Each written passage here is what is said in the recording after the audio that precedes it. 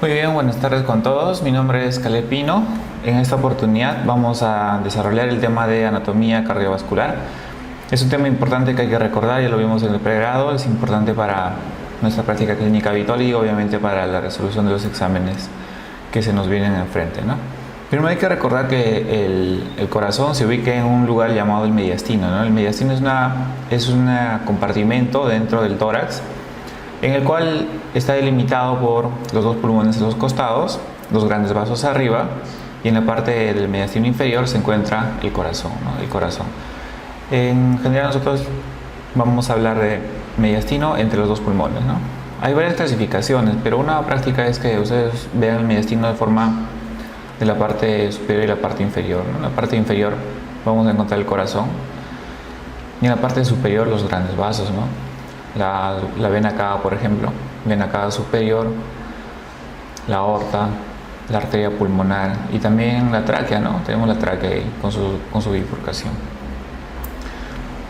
El corazón, pues, es un órgano que tiene tres partes, tres envolturas, tres capas en realidad: el pericardio, el miocardio y el endocardio, ¿no?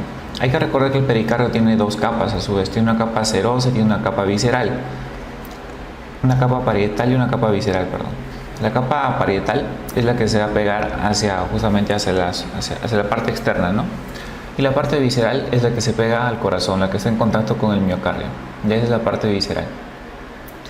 La parte parietal incluso puede tener una parte fibrosa y una parte serosa. Entre la pleura parietal entre el pericardio parietal y el visceral tenemos el líquido pericárdico. Normalmente este líquido pericárdico está en un volumen de 25 a 50 mililitros y cuando aumenta le vamos a llamar derrame pericárdico, ¿no? Ahora, por debajo del pericardio encontramos el miocardio que tiene varios tipos de fibras. Tiene fibras que van en sentido longitudinal, que van en sentido circunferencial y otras que van en sentido oblicuo, ¿ya? Y por dentro está pues el endocardio, ¿no? El endocardio, que es tejido endotelial, que va a estar luego en contacto con las cavidades cardíacas, ¿no? Justamente hablando de las cavidades, las cámaras cardíacas, hay que recordar que el corazón en condiciones normales, sin hablar de cardiopatías congénitas, en condiciones normales tenemos cuatro cavidades básicas: dos derechas y dos izquierdas. Están separadas por los tabiques, ¿no? Entonces, entre la derecha y la izquierda está separada por el tabique interauricular. Aurícula derecha, aurícula izquierda. Y las inferiores, ¿no? Las cavidades inferiores, los ventrículos, están separados por el tabique interventricular. Entonces sería ventrículo izquierdo, ventrículo derecho, ¿no? Hay que recordar que las venas cavas y el seno coronario drenan en la aurícula derecha, pasan la válvula tricúspide y pasan al ventrículo derecho. El ventrículo derecho sale la arteria pulmonar, que va a llevar la sangre, desoxigena los pulmones. Se oxigena los pulmones y regresa por las venas pulmonares. Acá estamos viendo las venas pulmonares a la aurícula izquierda, y por la válvula mitral va a pasar al ventrículo izquierdo. Este ventrículo izquierdo luego va a expulsar la sangre hacia la aorta, ¿no? Expulsa hacia la aorta y luego pasa y llega sangre oxigenada a todo el organismo hasta que luego pasa por los capilares y regresa nuevamente hacia las venas cavas, constituyendo lo que es la circulación mayor. En este esquema lo vamos a ver mejor, ¿no?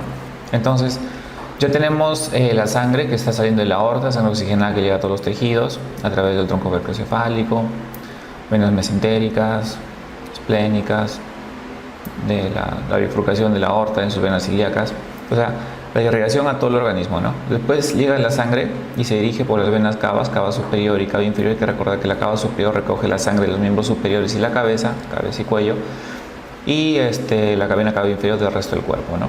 Entonces llega la sangre desoxigenada acá, pasa por la válvula tricúspide al ventrículo derecho y luego a la arteria pulmonar.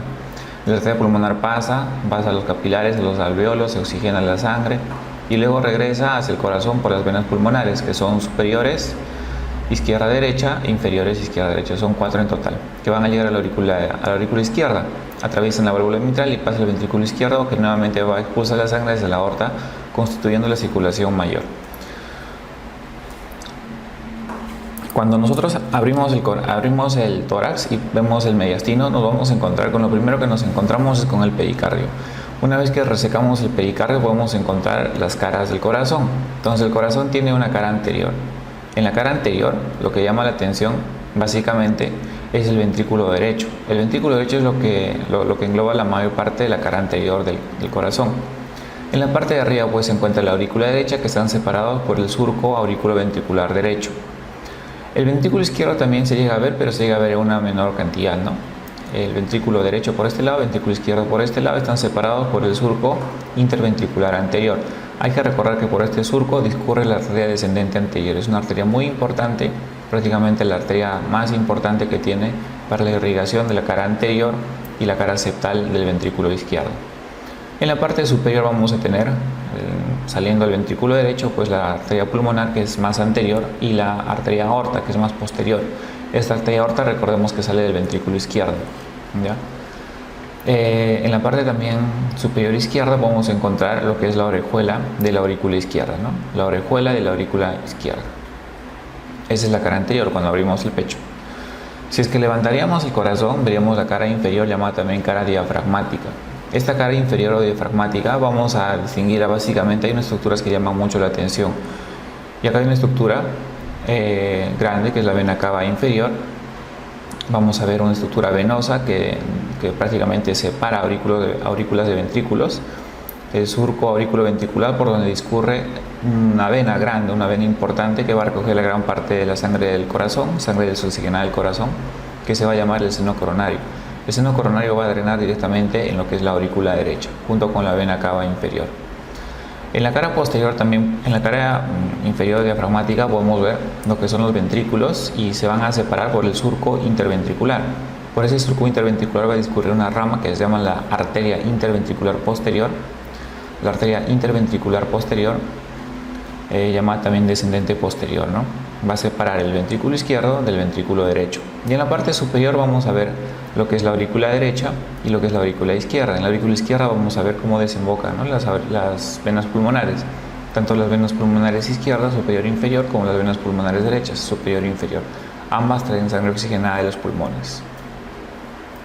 Si es que hacemos una evaluación interna del corazón, empezamos a seccionar el corazón y abrimos, vamos a ir viendo, por ejemplo, que en la aurícula derecha, en el lado derecho del corazón, la parte más arriba, que es la aurícula derecha, vamos a tener unas estructuras importantes que es importante recordar.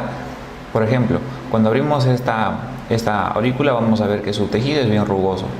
Tiene bastantes, como si fueran los crines de los peines, ¿no? Rugoso se siente. Entonces eso se llaman los músculos pectíneos, que es bastante abundante en la aurícula derecha. Para la parte superior vamos a ver la orejuela de la aurícula derecha, y para la parte posterior vamos a ver lo que es el tabique interauricular. El tabique interauricular tiene una estructura llamada la fosa oval. Como ustedes recordarán, en la circulación fetal, el agujero oval permite la oxigenación del feto.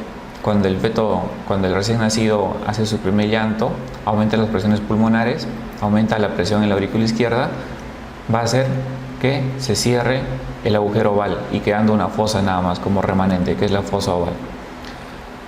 En la parte inferior pues vamos a ver de esta aurícula derecha la válvula tricúspide, y también vamos a ver en la parte inferior lo que es la desembocadura del seno coronario. Recuerden que los senos de Tevesio son los que la válvula de Tevesio es la que está relacionada con el seno coronario, y la válvula de Eustaquio, que está en relación con la vena cava inferior. La vena cava superior no tiene válvula, ¿ya? Hay que recordar acá que en el techo de la aurícula derecha se encuentra el nodo sinusal, y a nivel del triángulo de Koch, que está a este nivel, vamos a encontrar el nodo auriculoventricular. Recuerden que el triángulo de Koch está delimitado por el tendón de Todaro, el velo septal de la tricúspide, y por el seno coronario. En esta estructura se encuentra el nódulo auriculoventricular. Si es que disecamos el ventrículo derecho, bajamos la cavidad y vamos al ventrículo derecho, vamos a ver pues la válvula mitral, que tiene sus 3 velos, ¿no? Y cada uno de sus velos tiene sus músculos papilares, tiene cuerdas tendinas. Entonces vamos a tener un músculo papilar septal, y los otros velos también, que es el anterior y posterior, también van a tener sus músculos papilares y sus cuerdas tendinas correspondientes. Hay una estructura importante para resaltar en el ventrículo derecho, que es la trabécula septomarginal, llamada también la banda moderadora. La banda moderadora no es otra cosa que una trabécula. Las trabéculas pues son estructuras musculares que pueden comunicar ambas caras del ventrículo, ¿no? Entonces ¿Por qué es importante esta estructura, la trabécula septomarginal o la banda moderadora? Porque por acá va a discurrir la rama derecha de las de His. El ventrículo derecho, a diferencia del izquierdo, es bien trabeculado, tiene varias trabeculaciones, varios engrosamientos musculares, músculos papilares, mucho más rugoso que el lado izquierdo. Va a tener una salida, el trato de salir del ventrículo derecho, y luego vamos a ver la arteria pulmonar con su válvula, ¿no? La válvula también es sigmoidea, tiene también 3 velos, ¿no? Los velos son anterior, posterior, izquierdo y derecho, ¿no? Cuando disecamos el ventrículo izquierdo, miren, a diferencia del ventrículo derecho, este es un poco más liso. La pared es más gruesa, casi 3 veces más gruesa que el lado derecho. Vamos a ver una estructura que nos llama la atención, es la válvula mitral. La válvula mitral viene de la mitra papal, de ahí le sacaba el nombre, es bicúspide, tiene 2 velos. Entonces va a tener un velo anterior y un velo posterior, va a tener músculo papilar anterior, músculo papilar posterior con sus respectivos músculos papilares, con sus respectivas cuerdas tendinosas, perdón. Miren ustedes. Tenemos el ventrículo derecho, que es un poco más liso. Vamos a la válvula mitral y vamos a ver músculos papilares y vamos a las cuerdas tendinales, ¿no? Recuerden que es más grueso. Y la aurícula derecha, la aurícula izquierda, a diferencia de la aurícula derecha, es más lisa, tiene una orejuela un poco más grande que el lado derecho. Y vamos a ver acá, si a un lado del lado derecho del septum veíamos lo que es la fosa oval, en el otro lado vamos a ver la válvula de la fosa oval, del foramen oval, que existió en la etapa neonatal, ¿ya? Hay que recordar que a la aurícula derecha están drenando las venas pulmonares superior e inferior derecha y vena pulmonar superior e inferior izquierda. El corazón tiene un esqueleto que le permite mantener su forma, ¿no? Que está dado sobre todo por una estructura fibrosa, que son los anillos fibrosos. Hay anillo fibroso, anillo mitral, anillo tricuspidio, anillos aórticos pulmonares, que nos van a permitir mantener la estructura del corazón. Son anillos, como le llaman, esqueleto interno al corazón, ¿no? El sistema valvular, ya habíamos comentado que en el lado derecho se encuentra la válvula tricúspide, la válvula auriculoventricular del lado derecho se llama tricúspide y la del lado izquierdo se va a llamar mitral. Entonces, esta es la tricúspide, miren ustedes, tiene un velo septal, un velo anterior y un velo posterior en el lado derecho. La válvula mitral tiene 2 velos, un velo anterior y un velo posterior. La estructura que luego por delante vienen las grandes arterias, ¿no? Tanto la arteria pulmonar como la aorta. Es importante que ustedes recuerden que la arteria pulmonar está por delante de la aorta, normalmente es así. La arteria pulmonar es anterior y la aorta es posterior. Y tiene pues sus velos, ¿no? Sus velos de la válvula pulmonar en este caso, tienen sus velos anterior, su velo anterior, derecho e izquierdo, ¿no?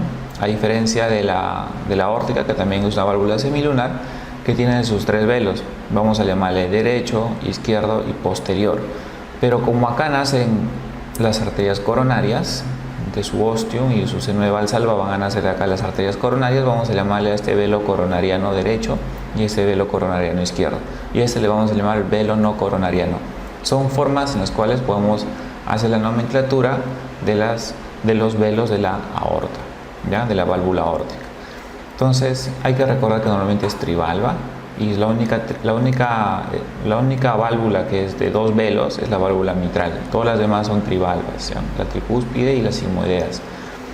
Ahora las coronarias van a nacer del lado del velo coronariano derecho, nace la coronaria derecha, y del velo coronariano izquierdo van a nacer el tronco de la coronaria izquierda, que se bifurca rápidamente, una rama descendente anterior y una rama circunfleja. La descendente anterior o DEA, la circunfleja o CX y la coronaria derecha o CD, la DEA, CX y CD, van a generar los 3 principales vasos de la circulación coronaria.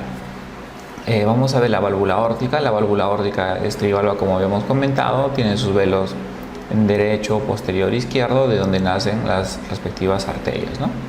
Y pues estas valvulitas, estos velos van a tener un engrosamiento en la parte más distal de los mismos, y cuando se junten va a hacer que se junten herméticamente y va a evitar que haya una regurgitación de la sangre, ¿no? Se llaman los nódulos de Arancio, ¿no? Los nódulos de Arance son estructuras fibrosas que se van a encargar del cierre hermético de la válvula, ¿no? La irrigación coronaria, ya hemos comentado que la coronaria derecha nace del seno coronariano derecho, ¿no? Nace del seno coronariano derecho, es una estructura que va a discurrir a través del surco auriculoventricular derecho. Miren ustedes, emite ramas hacia la aurícula, emite ramas hacia el ventrículo derecho y se va a dirigir hacia la parte posterior del corazón, y en una estructura llamada la cruz del corazón va a hacer una vuelta de 90 grados y se va a discurrir por el surco interventricular, es decir, inicialmente recorre el surco auriculoventricular derecho y luego se va a dirigir por el surco interventricular posterior, llamándose arteria descendente posterior a este nivel. Entonces, como quiera que da irrigación a la aurícula y al ventrículo, va a irrigar sobre todo lo que es el nodo sinusal, el nodo auriculoventricular. Va a irrigar la aurícula derecha y va a irrigar el ventrículo derecho. Es importante, ¿ya? Las arterias que se van hacia el ventrículo derecho se llaman las arterias marginales agudas, así se llaman. La coronaria izquierda, por otro lado, van a ser del seno coronariano izquierdo, ¿no? A través de un recorrido corto, que es un pequeño tronco que puede medir entre 10-15 milímetros, se va a bifurcar en dos ramas. Una rama que discurre por el surco interventricular anterior, llamada arteria descendente anterior, y otra rama que discurre por el surco auriculoventricular izquierdo, que se va a llamar circunfleja. La arteria descendente anterior es la rama más importante que tenemos porque irriga la mayor cantidad de músculo cardíaco. Va a irrigar todo lo que es la cara anterior del ventrículo izquierdo y la región del septum interventricular, ¿no? Sobre todo las 2/3 partes anteriores. La circunfleja va a irrigar la cara lateral del corazón y a veces la cara posterior también del corazón. Sus ramas se llaman las ramas marginales, a diferencia de las ramas de la descendente anterior, que se llaman las ramas diagonales, ¿ya? Descendente anterior con D de diagonal. Recuerden, las diagonales provienen de la descendente anterior y las marginales, estas se llaman obtusas marginales, para diferenciarlas de las marginales de la corona derecha. Se llaman obtusas marginales, van a irrigar la cara lateral del corazón y nacen de la circunfleja. Pues la inervación del corazón va a tener una inervación simpática y una inervación parasimpática. La inervación simpática, la que va a producir taquicardia, va a estar dada por la cadena simpática, por los nervios simpáticos. Estos van a estimular a través de la adrenalina, noradrenalina, el estímulo de taquicardia en el corazón. Aumento el inotropismo en el corazón. A diferencia del parasimpático, que va a estar inervado sobre todo a nivel del nodo sinusal, el nodo auriculoventricular, es el que se va a encargar de la respuesta más vagotónica, es decir, más de bradicardia, más de hipotensión, ¿ya? Entonces, si por ejemplo el corazón quiere acelerar, más va a tener influencia simpática y se va a inhibir el parasimpático. A diferencia, si queremos producir más bradicardia, por ejemplo, cuando uno tiene un síncope vasovagal, se le baja la presión, se le baja la frecuencia cardíaca cuando está mucho tiempo parado, cuando está expuesto al sol o cuando ve sangre, entonces va a estimular más el vago. Entonces el vago se estimula y se inhibe el simpático, entonces el paciente va a estar bradicárdico, va a estar hipotenso, se puede desmayar, ¿ya? Hay que recordar la doble inervación del corazón. Pues cuando vemos en una placa de tórax y tratamos de ver la correlación de esta anatomía, vamos a ver que la silueta cardíaca, ya habíamos comentado que el corazón y los grandes vasos se encuentran en el mediastino y a los lados se encuentran los pulmones. Entonces, cuando vamos a intentar ver el corazón en la silueta cardíaca, vamos a ver que para la parte superior están los grandes vasos y la tráquea. Acá la tráquea se visualiza, ¿no? Arriba están los grandes vasos y la tráquea, y para abajo va a estar el corazón. En el lado derecho tenemos la vena cava superior y la aurícula derecha, sobre todo, en el borde cardíaco derecho, la aurícula derecha. En el borde cardíaco izquierdo vamos a tener más estructuras. En la parte de arriba, pues, el arco aórtico, luego el cono de la pulmonar, luego pequeño la aurícula izquierda y luego el ventrículo izquierdo. Esto es importante para que uno pueda ir viendo cuando hay cardiomegalia, por ejemplo. Uno puede ser cardiomegalia, pero predominantemente ¿qué estructura?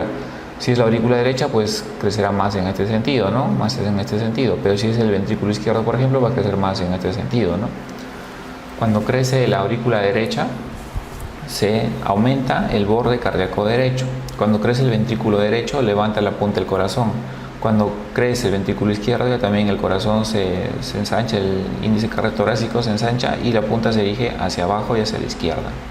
Cuando crece la aurícula izquierda, pues vamos a tener acá una prominencia en la aurícula izquierda, igual cuando hay hipertensión pulmonar, una prominencia. Si tuviéramos un paciente con aneurisma de aorta, probablemente el mediastino superior va a estar ensanchado también, ¿no? Vamos a ver lo que es la fisiología cardiovascular. Es importante que nosotros recordemos, dentro de la fisiología cardiovascular, que el corazón tiene 4 funciones básicas. Es un órgano mecánico, es un órgano eléctrico, es un órgano hemodinámico y es un órgano hormonal. ¿Por qué es un órgano mecánico? Pues porque este órgano va a generar contracción, va a generar fuerza, va a hacer que la sangre se expulsa. La sangre que viene genera fuerza, el corazón genera fuerza durante la contracción y va a expulsar la sangre. Es un órgano eléctrico, ¿por qué? Porque ese va a generar impulsos eléctricos y lo va a transmitir. Tiene su sistema de cableado en el corazón. Es un órgano hemodinámico, ¿por qué? Porque va a manejar presiones, va a manejar volúmenes. A determinado volumen, por ejemplo, si nosotros distendemos el ventrículo izquierdo un poco, vamos a generar que aumente la fuerza de contracción. Esa es la ley de Frank-Starling, ¿ya?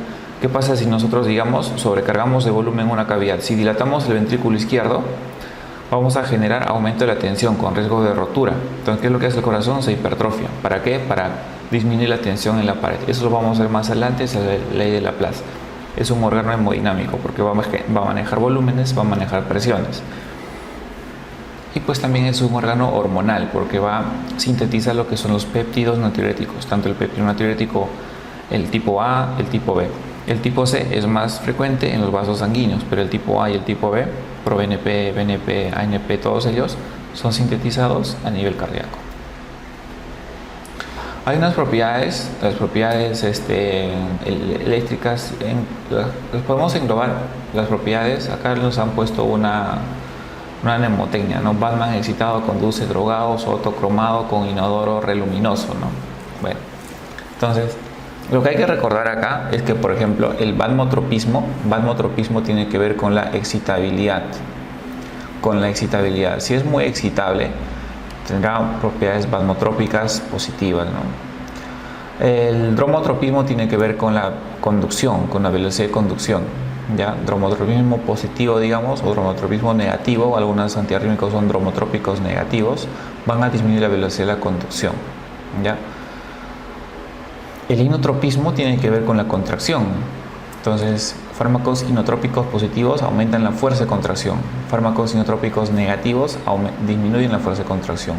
Y el luciotropismo tiene que ver con la relajación. Hay fármacos que nos aumentan la relajación del corazón y hay fármacos que disminuyen la relajación del corazón. La relajación tiene que ver con el luciotropismo.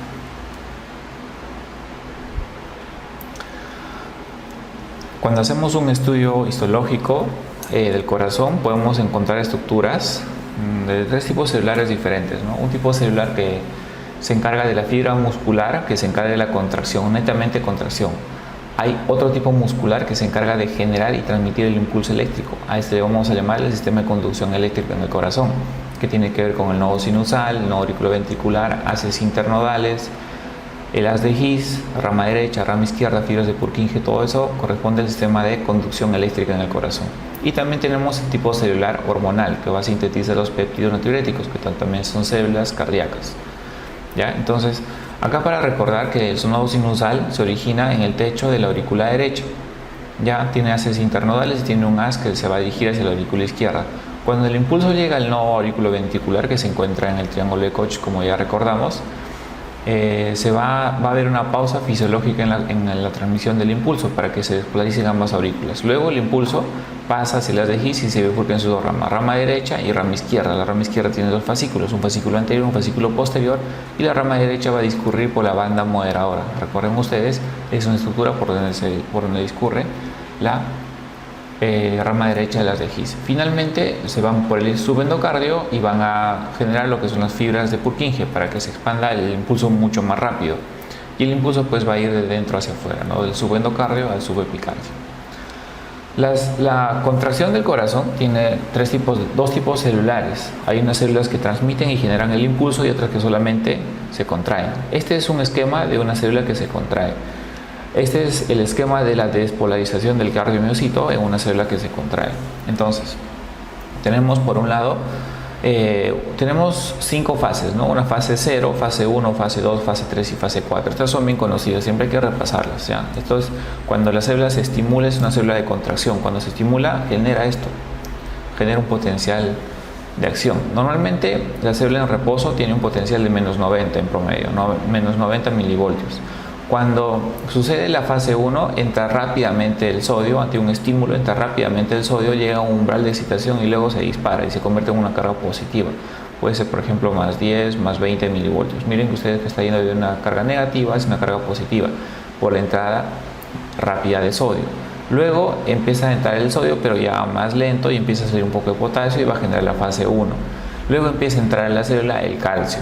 Entra el calcio de la célula y como el calcio es un poco más lento, va a generar una meseta en la despolarización, que es la fase 2.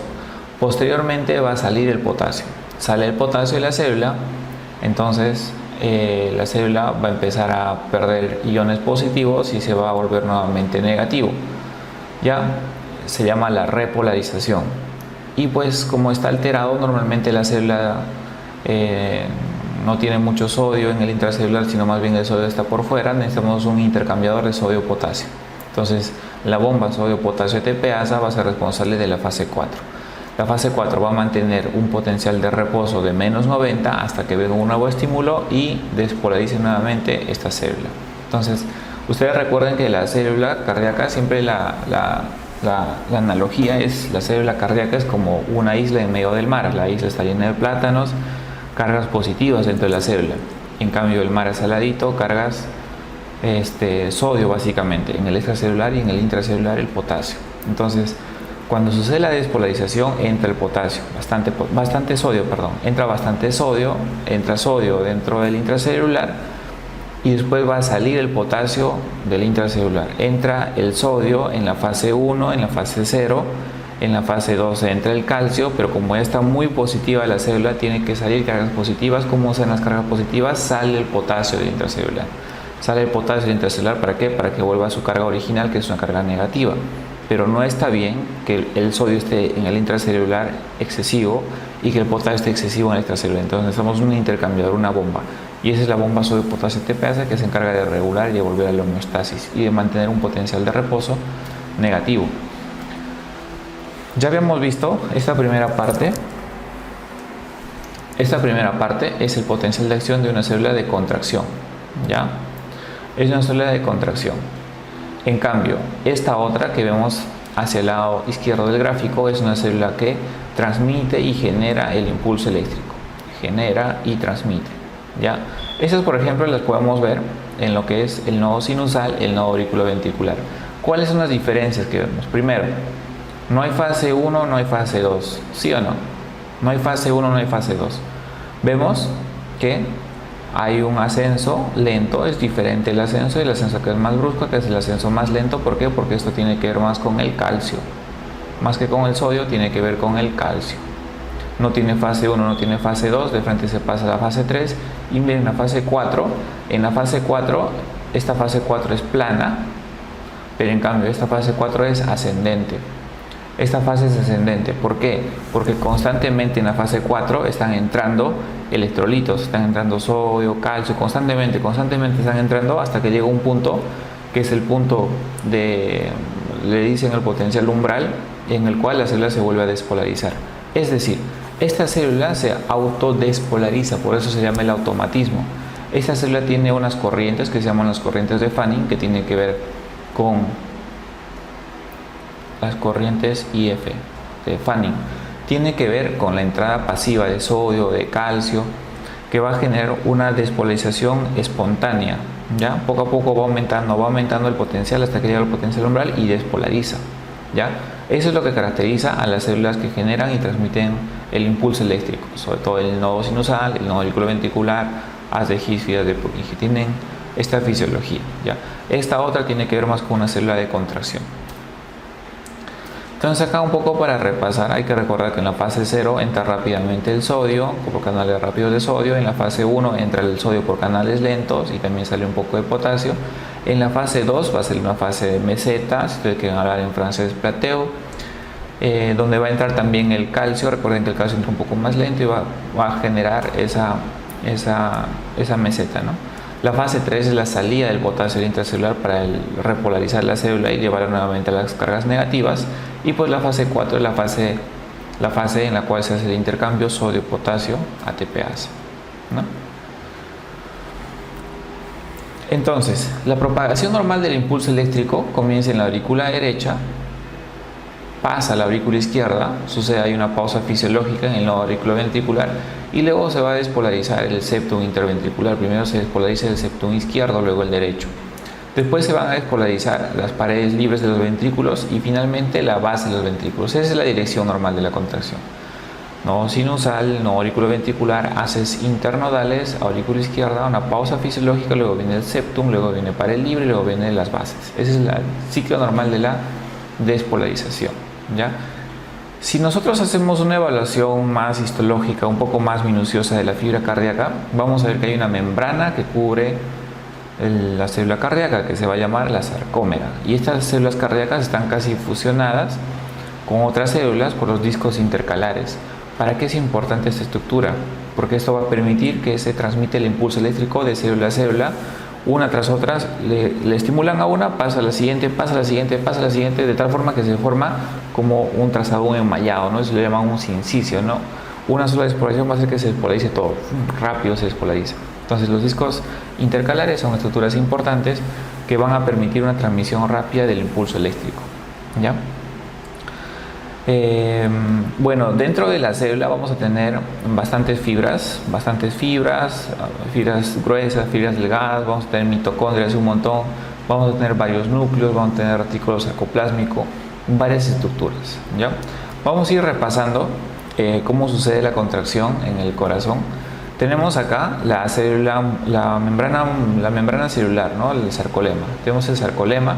Y el sarcolema tiene unos poros. Cuando uno ve por la membrana, ve unos poros.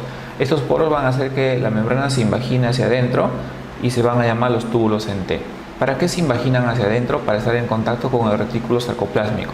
El retículo sarcoplásmico es una estructura, una cisterna que almacena el calcio. La mayor cantidad del calcio lo tenemos dentro de la célula en el retículo sarcoplásmico. ¿Para qué? Para que cuando venga el estímulo eléctrico por la membrana celular, el impulso rápidamente pase por los túbulos en T al retículo sarcoplásmico, y esto va a estimular que salga el calcio que está dentro del retículo sarcoplásmico, y ese calcio es importante para la contracción. Recuerden que para que se junten filamentos delgados con filamentos gruesos es importante el calcio. ¿A qué estructura se une? Se une a la troponina C. La troponina C se llama así porque se une al calcio.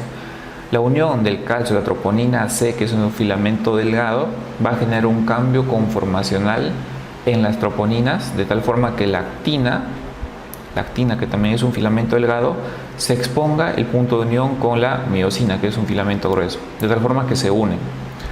Necesitamos ATP para soltarlos. Con el ATP se sueltan estos, y nuevamente, como hay calcio, vamos a generar el siguiente movimiento. ATP, liberamos, calcio, el siguiente movimiento. De esta forma vamos a generar un movimiento de remo, ¿no? Poco a poco se van acercando, y sucede la contracción. Obviamente que esto pasa en milisegundos y la contracción la vamos a ver así, ¿no? Pero es paso a paso. Primero viene así, poco a poco va escalando, poco a poco va escalando, ¿no? Una vez que ya el calcio regresa al intracelular, ya no hay más calcio para la contracción, necesitamos ATP. Hacemos el ATP, liberamos el ATP y empezamos a la relajación de la célula. Empezamos con la relajación de la célula. Recuerden que el calcio nos sirve para la contracción y el ATP nos sirve para la relajación. Es por eso que cuando el paciente entra en rigor mortis, una persona que muere y está en rigor mortis, ¿por qué está contracturado? ¿Por qué? Porque el calcio ya no se va a llevar a su cisterna, a su centro de almacenamiento, que es el retículo sarcoplásmico, y tampoco va a haber ATP para la relajación. ¿Por qué? Porque está muerto, pues no genera energía.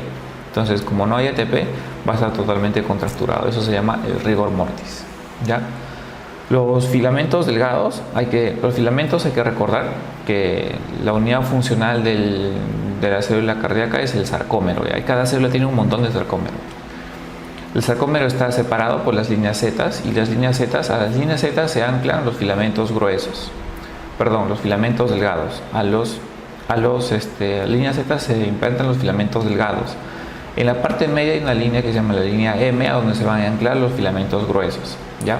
Y el movimiento de remo para la contracción sucede a este nivel, ¿no? Necesitamos el calcio para que la troponina C se una con la troponina C del calcio, y eso libere el punto de unión actina con miosina y suceda el proceso de contracción, ¿no? Acá, por ejemplo, vamos a ver filamentos gruesos, filamentos delgados, ¿no? Filamentos gruesos, filamentos delgados. En el microscopio nosotros vamos a ver bandas oscuras y bandas claras. Entonces estas son las hemibandas IS y estas son las bandas A. Las hemibandas I están por filamentos delgados y las bandas A van a estar por filamentos gruesos. Entonces, hay que recordar que en la contracción el calcio se va a unir a la troponina C. La troponina C va a hacer que se exponga el punto de unión de la actina con la miosina y va a suceder la unión, ¿no? Sucede la unión de filamento grueso con filamento delgado. En cambio, para la relajación necesitamos ATP. El ATP se va a convertir en ADP más fósforo y esa energía es necesaria ¿para qué? Para que pueda suceder la relajación. Ciclo cardíaco. El ciclo cardíaco tenemos que entenderlo. El ciclo cardíaco tenemos que entender. Sabemos que desde secundaria nos han explicado, ¿no?, que hay una sístole y una diástole. La sístole tiene que ver con la contracción y la diástole tiene que ver con la relajación. Pues en realidad son 7 etapas y la sístole tiene 3 etapas y la diástole tiene 4 etapas. Ya, la sístole comienza con la contracción isovolumétrica, le sigue la eyección rápida y le sigue la eyección lenta. Hasta ahí es la sístole: eyección rápida, contracción isovolumétrica, eyección rápida, eyección lenta. Y luego viene la diástole: relajación isovolumétrica, llenado rápido, llenado lento, llamado también diastasis, y contracción auricular. Son 4 etapas de la diástole y 3 etapas de la sístole. ¿Ya? Entonces, acá por ejemplo estamos viendo lo que es, hay que ir viendo a ver cada una de las etapas. Ya, vamos a ver. Entonces, la diástole tiene 4 etapas. Tiene la relajación isovolumétrica, llenado rápido, llenado lento y contracción auricular. La diástole va a comenzar una vez que se cierran las válvulas auriculoventriculares. Las válvulas auriculares, normalmente el corazón eyecta la sangre, ¿no es cierto? Llega un punto en el cual ya la presión de la aorta es mayor que la del ventrículo y se va a cerrar la válvula aórtica. Se cierra la válvula aórtica. Entonces, cuando se cierra la válvula aórtica, el corazón va a empezar a relajarse. Obviamente que la válvula mitral todavía está cerrada, ¿no? El corazón, cuando se cierra la válvula aórtica, que es el comienzo de diástole, el corazón se empieza a dilatar, empieza a relajarse, una relajación isovolumétrica. Va a generar presiones negativas. ¿Para qué presiones negativas? Para que por diferencia de presiones se abra la válvula mitral. Se abre la válvula mitral, entonces toda la sangre empieza a entrar. La primera fase de la diástole es la relajación isovolumétrica. Luego toda la sangre de la aurícula empieza a pasar al ventrículo, primero rápido, llenado rápido. Luego empieza la sangre a entrar ya con menos velocidad, vamos a llamar llenado lento, llamado también diastasis, y finalmente pues la aurícula se contrae para expulsar un poco más de sangre y saturar el ventrículo. Una vez que la presión del ventrículo ha superado la presión de la aurícula izquierda, va a cerrar la válvula mitral. Cuando cierra la válvula mitral, ahí es que inicia la sístole. ¿Por qué? Porque estando la válvula aórtica cerrada y la válvula mitral cerrada, el corazón se va a empezar a contraer, va a hacer una contracción isovolumétrica. ¿Hasta qué? Hasta que la presión del ventrículo supere la presión de la aorta y se abra por diferentes presiones la válvula aórtica. Entonces va a contraer el ventrículo, va a abrir la válvula aórtica y va a expulsar la sangre. La primera etapa de la sístole es la contracción isovolumétrica. Luego viene la expulsión de la sangre de forma rápida y la eyección rápida. Luego, cuando ya va bajando la velocidad, la eyección lenta. ¿Hasta qué? Hasta que la presión de la aorta sea mayor que la del ventrículo y por diferencia de presiones se cierre la válvula aórtica. Ahí nuevamente comienza el ciclo, comienza con la diástole. ¿Ya? Entonces, para recordar, la diástole tiene contracción relajación isovolumétrica, llenado rápido, llenado lento, contracción auricular. Y la sístole tiene 3 etapas: la contracción isovolumétrica, eyección rápida y eyección lenta. Muy bien.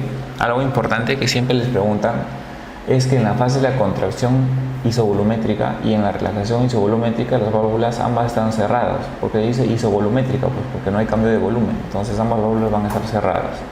Ya, esto es usualmente motivo de pregunta de examen, ¿ya? Válvulas cerradas. Y este pues es el ciclo cardíaco explicado en un esquema, ¿ya? Vamos a ver que acá sucede Acá vamos a comenzar la diástole. Todo esto es la diástole. Y todo esto es la sístole.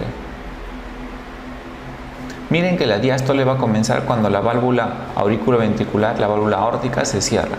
Se cierra la válvula estando la válvula mitral cerrada, se cierra la válvula aórtica estando la válvula mitral cerrada y se empieza a relajar. Cuando se empieza a relajar, miren ustedes, empieza a crear una presión, empieza a bajar tanto la presión cuando se relaja que la presión es superada por la presión de la aurícula y va a hacer que por diferencia de presiones se abra la válvula mitral.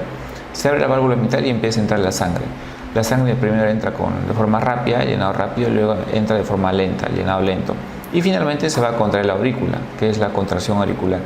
Cuando se contrae la aurícula, expulsa un poquito más de sangre para que se llene el ventrículo, entonces la presión del ventrículo supera la presión de la aurícula izquierda y eso va a generar que se cierre la válvula mitral. Con este cierre, la válvula mitral va a comenzar la sístole. ¿Por qué? Porque estando la válvula aórtica cerrada, se va a empezar a contraer todo. Se empieza a contraer la contracción isovolumétrica hasta que la presión, miren cómo sube la presión del ventrículo supere la presión de la aorta. Cuando se supera la presión de la aorta, se abre la válvula y empieza a salir la sangre. Primero una eyección rápida, luego una eyección lenta. ¿Hasta qué? Hasta que la presión de la aorta sea superada por la presión del ventrículo y se cierre la válvula aórtica. Nuevamente comenzamos con la diástole. ¿Ya? Entonces, acá estaríamos volumen sistólico, es la cantidad de sangre que expulsa el corazón en cada latido. Miren ustedes. Todo esto es el volumen sistólico, porque se abre la válvula, expulsa todo esto, ¿no? Volumen sistólico. ¿Qué es la fracción de eyección? La fracción de eyección, usamos el volumen sistólico, usamos el volumen residual y el volumen de llenado. La cantidad total de sangre que hay en el corazón que está para expulsar, eso es el volumen de llenado, volumen final de diástole. El volumen final de llenado del corazón se llama volumen telediastólico. Ese es un volumen, que es este de acá. Cuando el corazón expulsa sangre, va a pasar de A, va a pasar a B. Va a quedar menos volumen. Entonces este va a llamar volumen residual. La diferencia de A más B va a ser el volumen que ha salido, o sea, va a llamar volumen sistólico. Entonces, si inicialmente teníamos 100 de volumen y sale 60, perdón, si teníamos al inicio 100 y luego nos queda 60, ¿cuánto ha salido? Pues 100 menos 60 sale 40. ¿Y qué cosa es la fracción de eyección?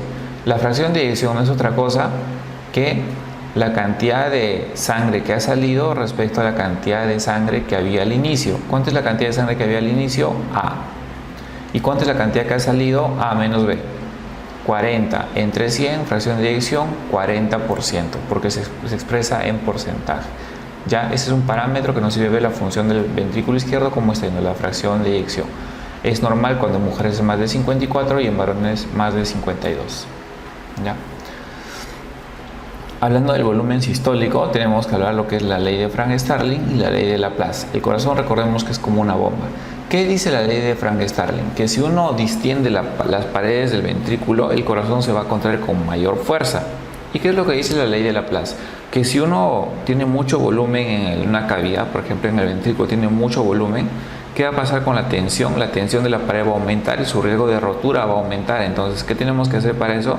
Tenemos que engrosar. Cuando engrosamos la pared del ventrículo, disminuimos la tensión de la pared, disminuimos la probabilidad de rotura de la pared. Entonces vamos a tener ventrículos dilatados, hipertróficos. Ventrículos dilatados, hipertróficos. La ley de Laplace, pues, tiene que ver con la poscarga y la ley de Frank-Starling tiene que ver con la precarga. Precarga es la cantidad total de sangre que llega al corazón y que está lista a ser expulsada, es decir, esta de acá. Esa es la precarga. Y la poscarga en realidad es una fuerza que se opone a la salida de la sangre. ¿Ya? La poscarga es una fuerza que se opone a la salida de la sangre. Entonces, si nosotros juntamos precarga, la cantidad que entra, con la fuerza que se opone, con la poscarga, y le sumamos la contractilidad, todo eso va a derivar en lo que es el volumen sistólico. Es decir, el volumen sistólico va a depender de la precarga, de la contractilidad y de la poscarga. Si el volumen sistólico, que como hemos definido es la cantidad de sangre que expulsa el corazón en cada latido, lo multiplicamos por la frecuencia cardíaca, vamos a tener lo que es el gasto cardíaco. ¿Qué es entonces el gasto cardíaco? El gasto cardíaco es la cantidad de sangre que expulsa el corazón en un minuto. Multiplicamos la frecuencia cardíaca por el volumen que sale en cada latido, volumen sistólico. Teniendo el gasto cardíaco, nosotros podemos multiplicar el gasto cardíaco por la resistencia vascular periférica y vamos a tener lo que es la presión arterial. En otras palabras, la presión arterial es el gasto cardíaco por la resistencia vascular periférica. ¿Ya? La resistencia vascular periférica. Es por eso que si nosotros, miren, cuán importantes son estas fórmulas. Un paciente que desangra bastante, ¿ya? Desangra bastante, accidente de automóvil, desangra, tiene hemoglobina de 5 y su basal era 15, ha bajado 10 gramos de hemoglobina, un montón de sangre perdido. ¿Qué estamos bajando? Estamos bajando la precarga. Como bajamos la precarga va a haber menos volumen sistólico, va a haber menos gasto cardíaco y va a haber menos presión arterial. Y es por eso que estos pacientes hacen hipotensión y hacen shock circulatorio. Pero esa es la cadena. Esa es la cadena.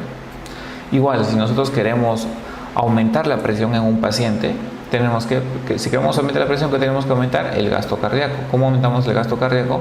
Podemos aumentar la frecuencia cardíaca o vamos a aumentar el volumen sistólico. Vamos a aumentar el volumen sistólico. ¿Cómo podemos aumentar el volumen sistólico?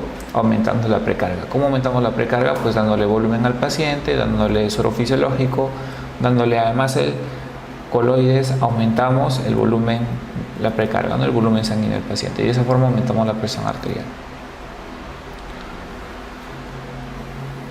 Muy bien. Esto ya es un poco para recordar que tenemos varoreceptores y quimiorreceptores, ¿no? Los varoreceptores son los que evalúan la presión arterial y los quimiorreceptores son los que ven el aumento del lactato, la taquicardia y el aumento de la presión.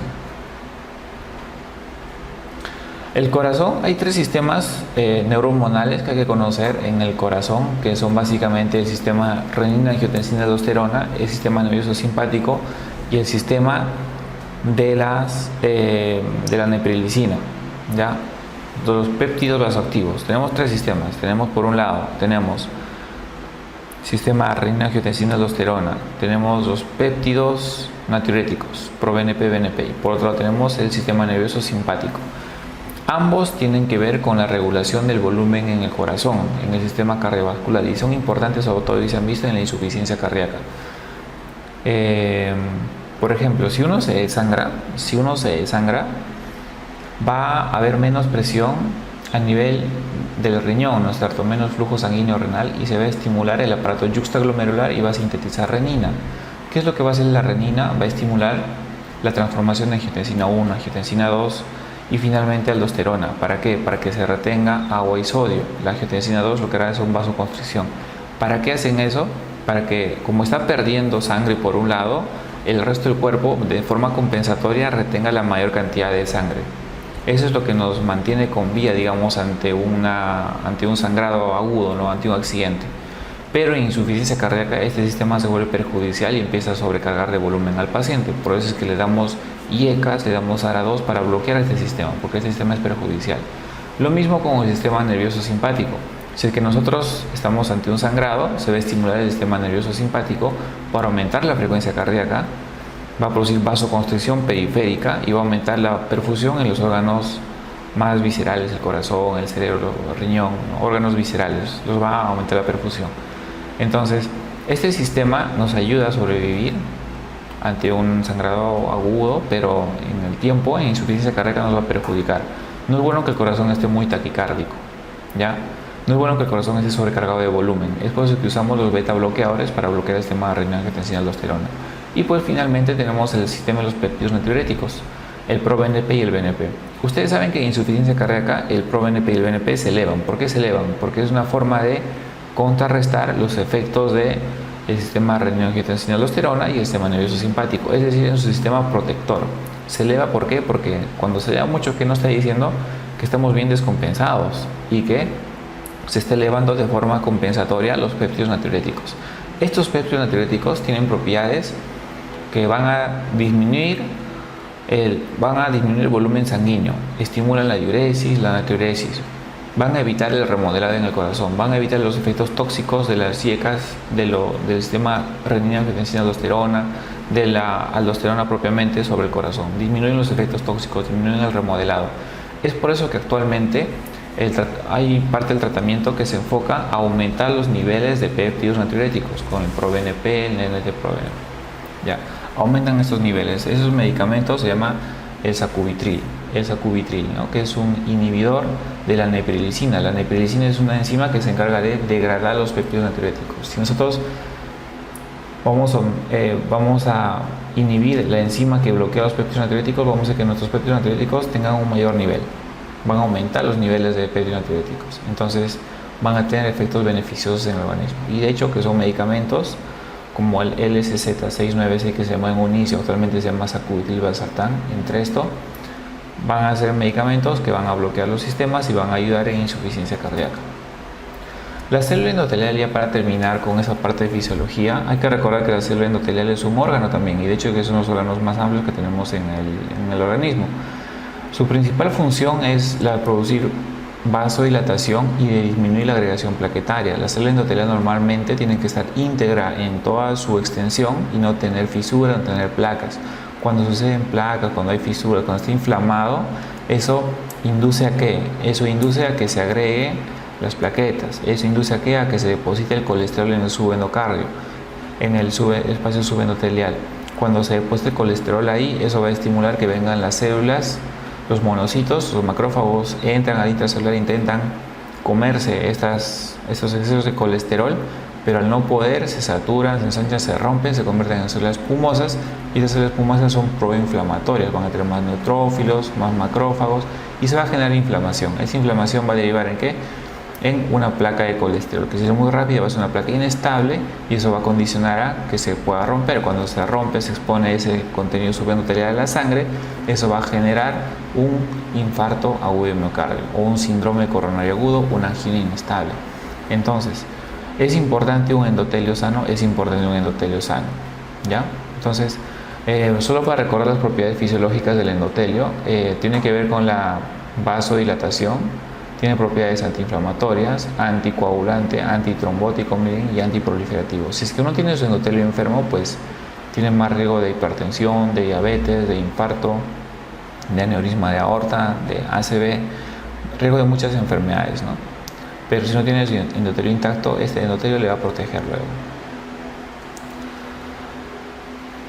Bueno, acá unos parámetros hemodinámicos. Hay que recordar que el gasto cardíaco normalmente va de 4 a 8 litros por minuto, eso es lo normal.